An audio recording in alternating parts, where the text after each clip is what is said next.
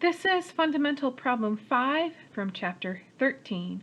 The spring has a stiffness of 200 Newton meters and is unstretched when the 25 kilogram block is at A. And you can see from the diagram when the 25 kilogram block is at A, the length of the spring is 0.3 meters. That's the unstretched length, which is L naught.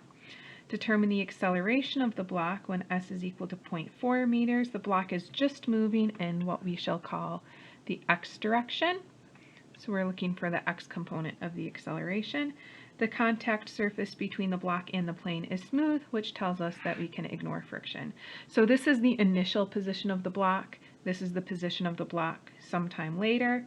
We're looking for the acceleration when S is equal to 0.4. So let's say when the block is at 0.4 meters.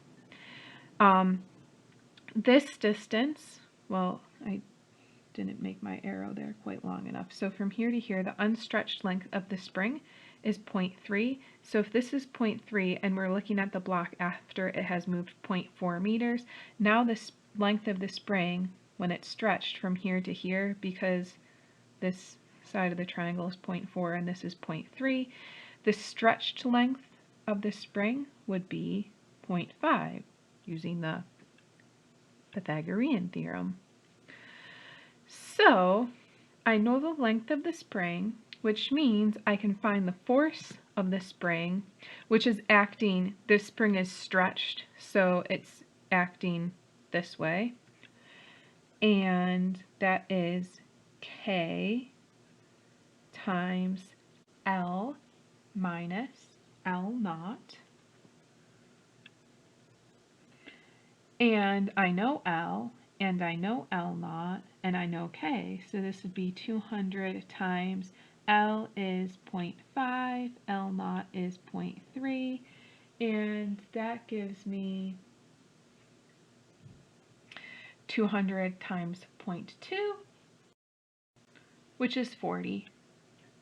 So that's a 40 Newton force. The acceleration of the block is in the x direction, so we want to look at the sum of the forces in the x direction. So we have this 100 Newton force, which is acting in the positive x direction, and we have a component of this 40 Newton force, which is acting in the negative x direction. So we have the 40 Newton force going this way, but this is a 3, 4, 5 triangle.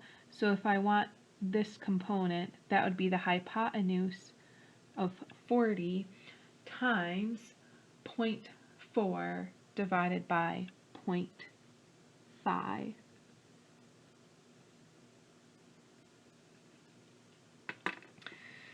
So that's minus 40 times 0.4 divided by 0.5.